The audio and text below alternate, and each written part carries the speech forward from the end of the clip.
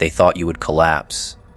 They expected panic, a frantic display of emotion, maybe even a desperate attempt to prove yourself. Instead, you stayed steady. The way you handled the situation shifted the balance completely. You didn't just respond, you defined the atmosphere. While they scrambled for advantage, you stood calm, watching, calculating. That calmness unsettled them more than any explosion ever could. They wanted a fight they could feed on. You gave them silence that felt like judgment. That silence reminded them they were dealing with someone who could not be baited. Someone who had already decided the outcome before they made their move. That is why fear crept into their bones. It wasn't what you said, it was what you didn't need to say. Control in tense moments reveals more than years of conversation. They expected anger to blur your vision, but your clarity was surgical.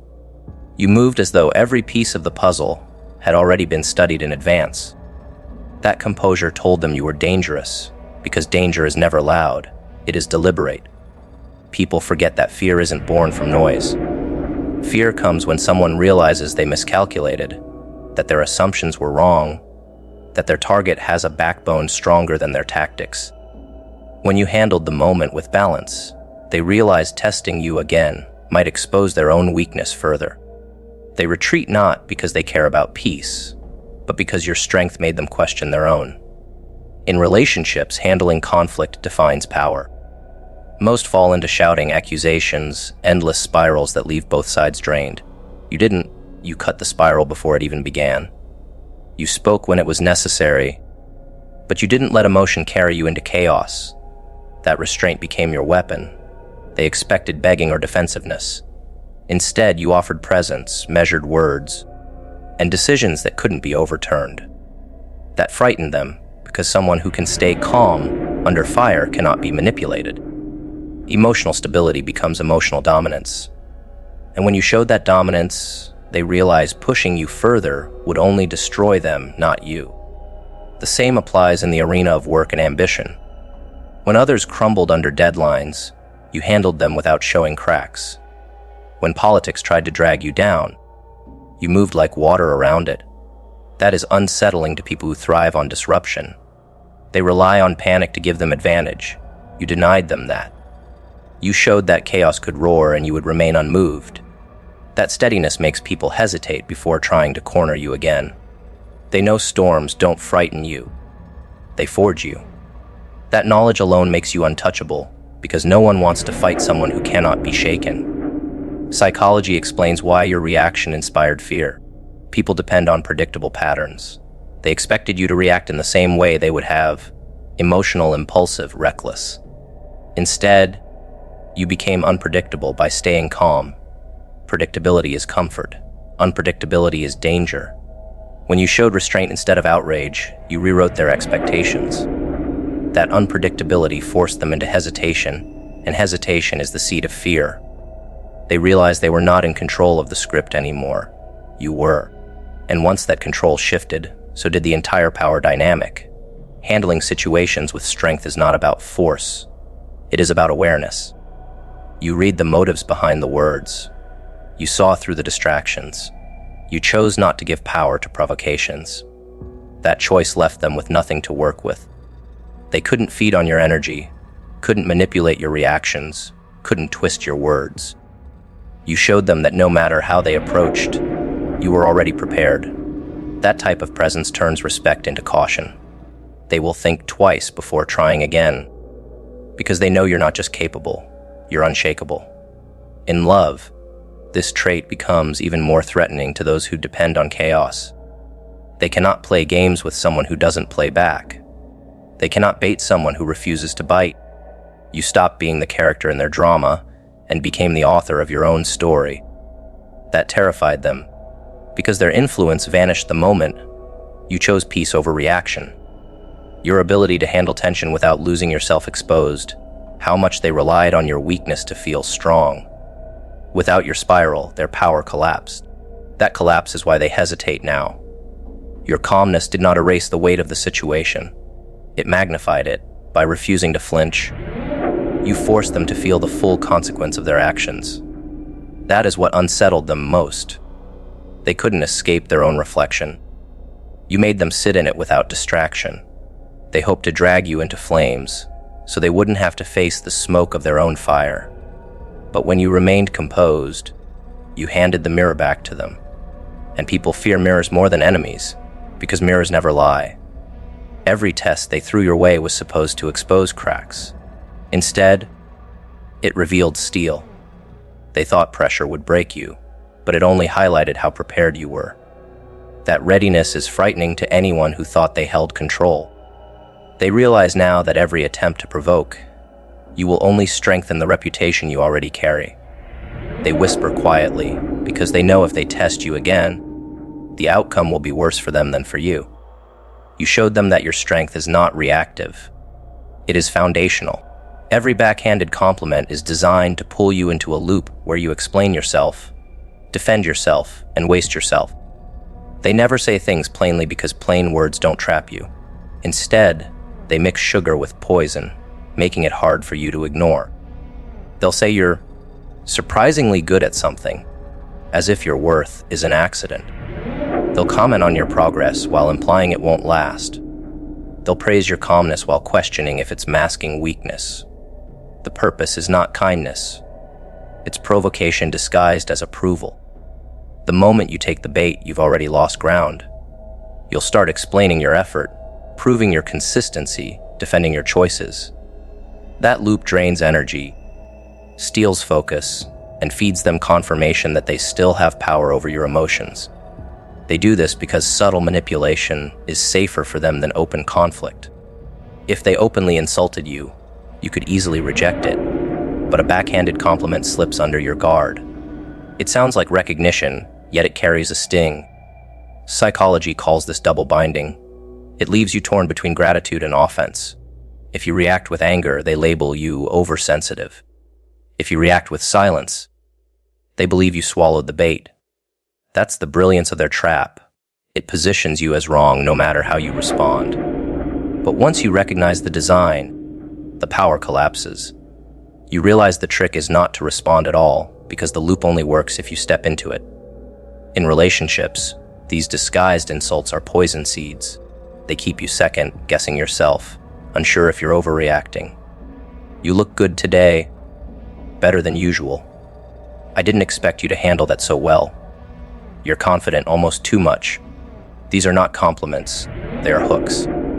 They want you insecure enough to keep seeking validation, insecure enough to keep explaining your worth. The danger is not the words themselves, but the cycle they create. The more you explain, the more they own your voice. Protecting yourself means cutting the loop completely, refusing to explain, and letting their words rot in silence. At work, the tactic shows up in the form of veiled recognition. You did well on this project, though I'm not sure you can handle the next one. You're valuable, but only in this specific role. You're talented, though still unpolished. Each one sounds like acknowledgement but carries a leash. The goal is to keep you doubting whether you belong, forcing you to overwork just to prove you do. That loop benefits them. They get your energy without giving you full respect. The way out is clarity. You stop playing by their framing. You measure your value by results, not by twisted recognition. The moment you stop justifying your presence, their power over you dissolves. Psychology explains why these tactics hit so hard. Humans crave recognition, so even poisoned recognition draws attention. Your mind focuses more on the sting than the praise, leading you to defend yourself. That defense is exactly what they want. It hands control of your narrative back to them. But awareness rewrites the game. Once you see the trap, you can laugh at it, walk past it, or turn it back on them. When you stop giving explanations, you strip away the illusion of their influence. They realize their words are powerless without your reaction. In love, the cruelty of backhanded compliments is sharper. They will praise you in private but belittle you in public. They will highlight your strength, but add a warning of arrogance. They will tell you they love your ambition but caution that it might intimidate people. The pattern is constant, approval tangled with doubt. This method keeps you in the loop of proving your loyalty, your humility, your worth. But the strongest relationships aren't built on defense. They're built on respect. When you step out of the loop, you reveal the imbalance. If they can't speak plain respect without hidden barbs, they aren't partners. They are jailers dressed as lovers. Your refusal to explain yourself is what frightens them, because explanation is energy and energy is control. Once you stop wasting words on defense, you conserve strength for growth, for clarity, for choices that benefit your future. They depend on your spirals because it confirms their relevance. When you deny them, they are forced to face a harsh truth. They are no longer necessary in your life. That absence of reaction is more powerful than any rebuttal because it starves them of what they need most, your attention. The loop thrives on ego. Ego always wants to prove, to correct, to clarify. But once you master ego, you master the loop. You stop proving your intelligence to people who have no interest in truth. You stop defending your success to people who would never applaud it. You stop justifying your choices to people who benefit from your hesitation. That discipline looks cold to them, but it is liberation for you. They can bait all they want. You remain unshaken, and unshaken is the one thing they cannot fight. Every backhanded compliment is a leash thrown in your direction. They want you to pick it up and tie it around your own neck. They want you so consumed with explaining yourself that you forget you don't need to. The irony is simple. Once you realize the loop exists, you never fall for it again. You stop stepping into circles meant to drain you. You rise above the bait, and from that height, their tactics look small, childish, and desperate. And nothing terrifies them more than the moment they realize their words no longer move you. If they cannot predict your reaction, they cannot predict their own relevance in your life. That is the secret most manipulators never admit. They thrive not on power, but on predictability. They study how you respond, where you break when you lash out, and what words pull you into defense. Every predictable reaction becomes their map, a blueprint they can exploit. When you refuse to react in the same way twice, when you switch stillness with laughter, silence with measured words, patience with decisive action, the map burns in their hands. Suddenly, they have no idea where they stand with you. Without that certainty, their sense of control collapses. And when control collapses, so does their importance. They crave confirmation. Not confirmation that you love them, but confirmation that they matter enough to move you. Even negative attention fuels their ego. Rage means relevance. Defensiveness means importance. Spirals mean they still have influence. You strip all of that away the moment you become unreadable. You no longer follow their rhythm. You dictate your own. They come at you with the same tactics, and you answer with unpredictability. Sometimes a smile where they expected a scream. Sometimes silence where they demanded justification. Sometimes indifference where they begged for drama. Each shift confuses them, leaving them unsettled, because the more they guess wrong, the less certain they are about their place in your world. In relationships, this unpredictability redefines everything. Toxic partners often build their control on knowing exactly which buttons to press. They know what will trigger guilt, what will spark jealousy, what will provoke anger. When those buttons stop working, panic sets in. They realize you are no longer emotionally programmable. You've detached their hands from your switches. And once that happens, the foundation of their power vanishes. They don't just lose control, they lose identity.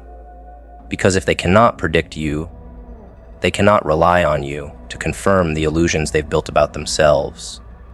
Your unpredictability forces them to face their emptiness, and emptiness terrifies them more than anything else. The same holds true in social and professional arenas. Rivals, competitors, and even so, called allies watch how you carry yourself in moments of stress. They expect the same behaviors again and again, because predictability makes you easy to corner. But you chose a different path. You refused to give them consistency they could exploit. Your adaptability became your weapon. One day you engage. The next day you don't. One day you respond with grace. The next day you shut the door without explanation.